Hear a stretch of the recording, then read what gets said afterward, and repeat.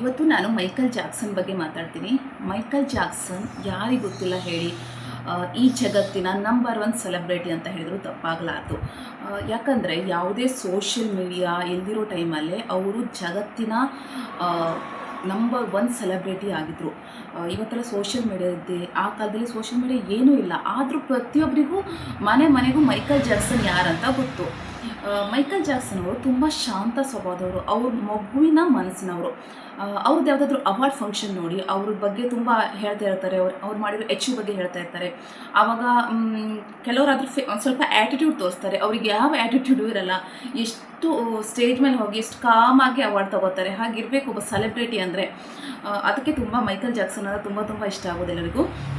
Michael Jackson ಅವರ first album song thriller ಅಂತ ಹೆಚ್ಚಿನವರಿಗೆ ಗೊತ್ತಿರ್ಬೋದು. ಥ್ರಿಲ್ಲರಲ್ಲಿ ಮೈಕಲ್ ಜಾಕ್ಸನು ತುಂಬ ಅಟ್ರಾಕ್ಟಿವ್ ಆಗಿ ಕಾಣ್ತಾರೆ. ಆವಾಗ ಅವರು ವೈಟ್ ಆಗಿರಲಿಲ್ಲ, ಶ್ಯಾಮಲ ವರ್ಣದವರಾಗಿರ್ತಾರೆ.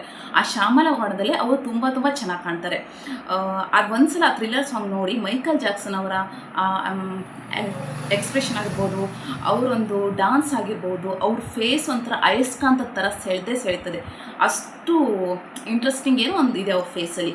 ಆಮೇಲೆ ಏನಾಯ್ತೋ ಗೊತ್ತಿಲ್ಲ, ಅವರು ಕಲರ್ ಚೇಂಜ್ ಮಾಡಿಕೊಂಡ್ರು. ಆದರೆ ತುಂಬ ಜನ ಇಷ್ಟಪಡೋದು ಮೈಕಲ್ ಜಾಕ್ಸನ್ ಬ್ಲ್ಯಾಕ್ ಆಗಿದ್ದಾಗ, ಶ್ಯಾಮಲ ವರ್ಣದವರಾಗಿದ್ದಾಗಲೇ ತುಂಬ ಚೆನ್ನಾಗಿದ್ರು.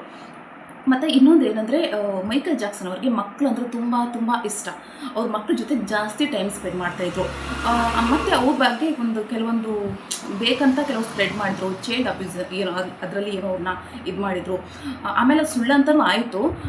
ಈ ಅಮೇರಿಕಾ ದೊಡ್ಡ ಕಂಟ್ರೀಸಲ್ಲಿ ಚುನಾವಣೆ ಟೈಮಲ್ಲಿ ಈ ಥರ ಆಗೋದು ಕಾಮನು.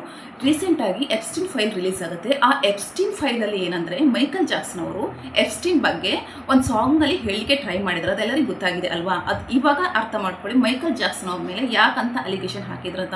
ಮೈಕಲ್ ಜಾಕ್ಸನ್ ಅವ್ರ ಬಗ್ಗೆ ಇನ್ನೂ ಜಾಸ್ತಿ ತಿಳ್ಕೊಳ್ಳಿ.